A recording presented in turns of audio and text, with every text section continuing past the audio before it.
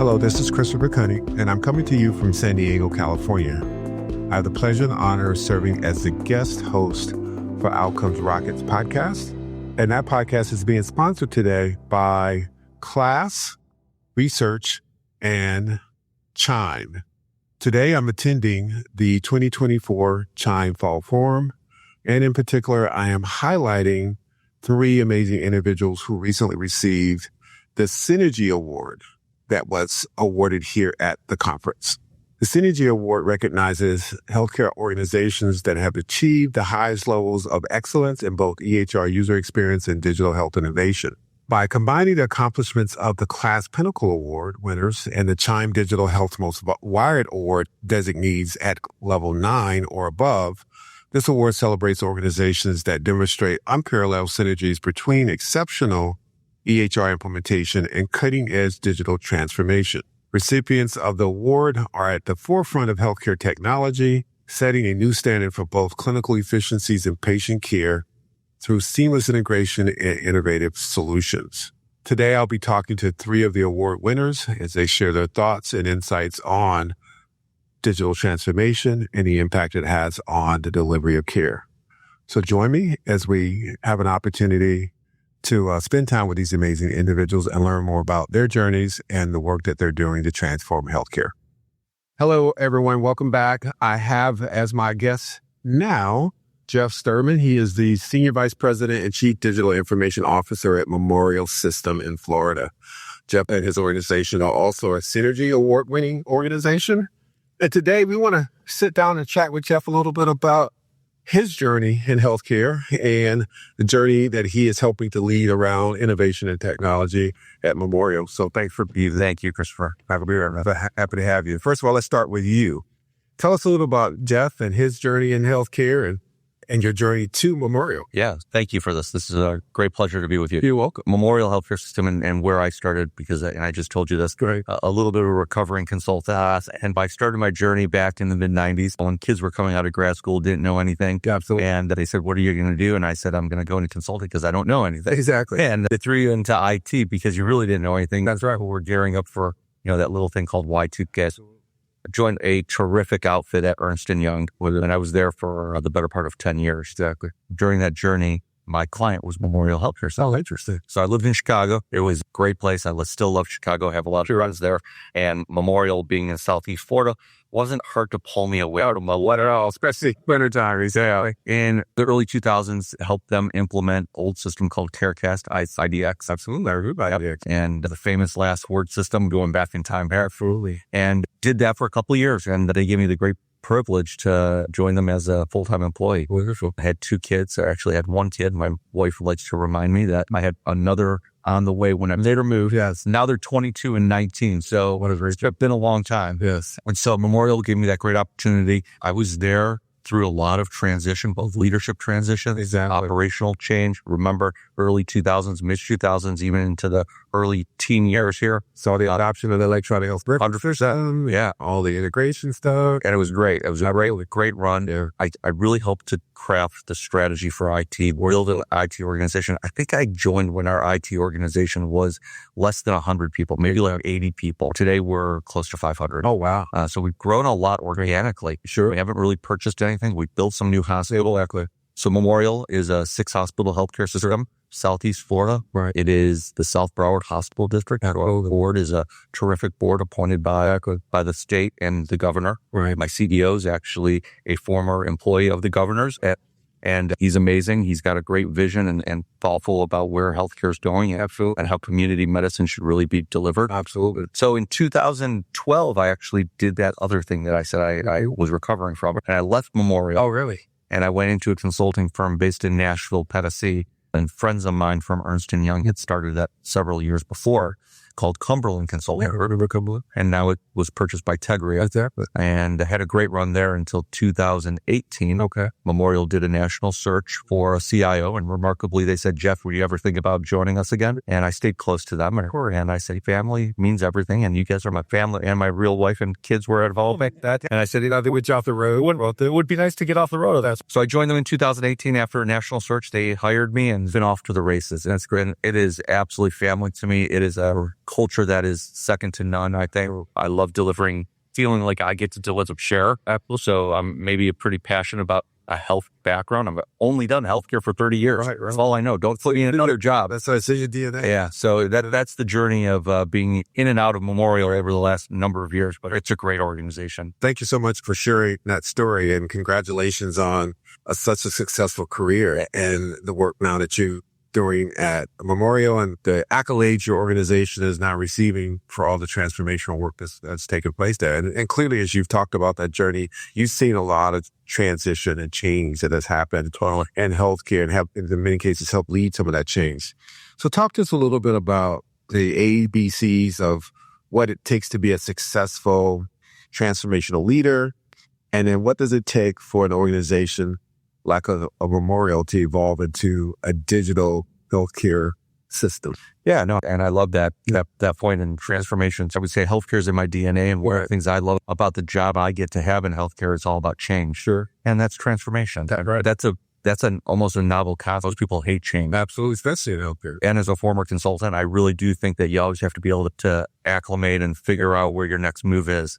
And Memorial's been remarkable. We're a public healthcare system. So the biggest compliment that I've heard given to Memorial over the years is we're a public healthcare system that acts like a private. Exactly. And so we're really financially stable. We have a terrific leadership team that's been there for many years. So operationally, from a quality standpoint, we do remarkable things for the community. Right. But that doesn't come as just keeping the lights on. Right. It comes because we're focused on change and focused on how we think about healthcare, not for today, but really for tomorrow. That's right. And for years to come. And it's been a great journey to help people think through this. Good. And it's also really remarkable to be part of a team of people that have to think about healthcare in this new kind of world, this digital world. And digital can mean a lot of things to a lot of people. But I really think at the end of the day, it means things around consumer experience and engagement and access and thinking again how we get out of our own way of being hospital people being healthcare people. And you have internal and external customers, right? You've got the patients and their family members, but you also have doctors and nurses and healthcare providers and administrators and others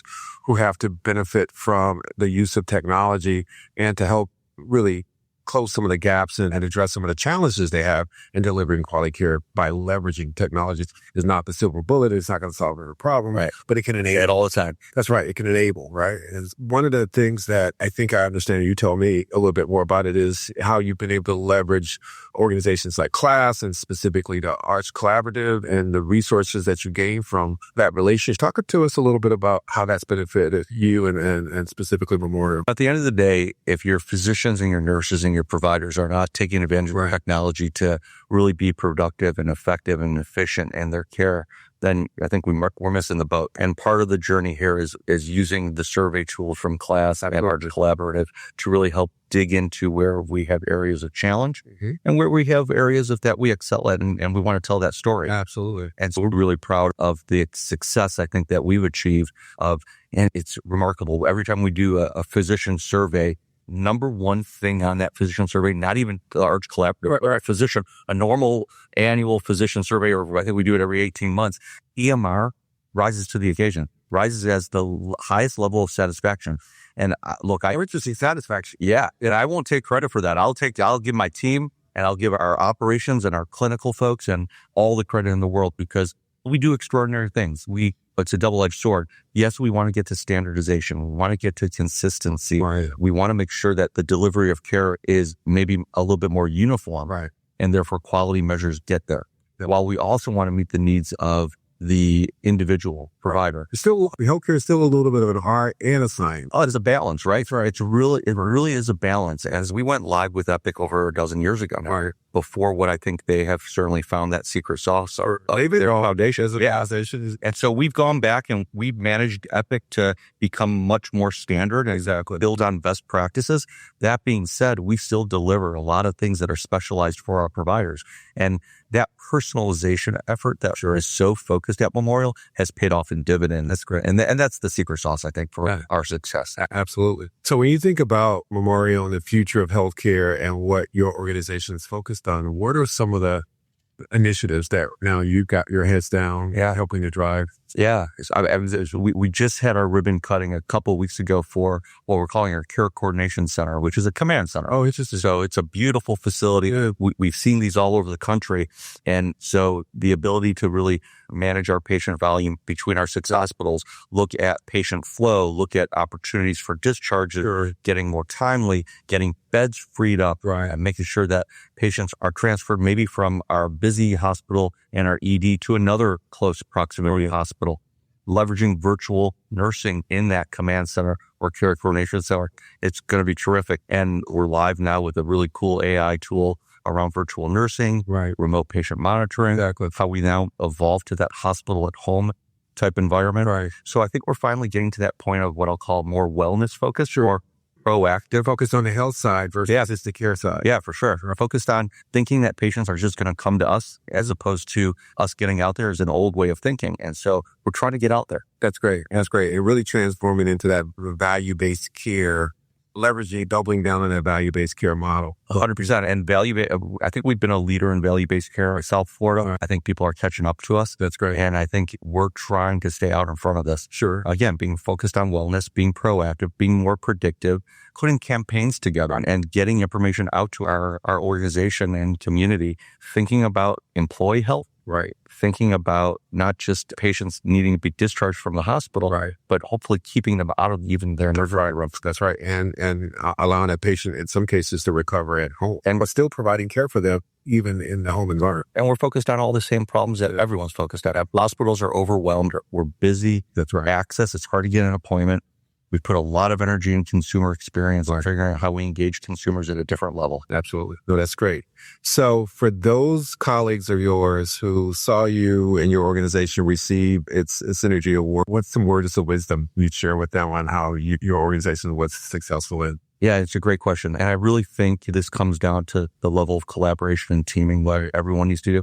If you treat these projects that we all focus on here at Chime Right. and as a CIO, as IT initiatives, I think we lose. Exactly. And so it's always been for me and for my team at Memorial to hire strong clinicians, hire strong providers, hire strong operators, or balance that team out appropriately.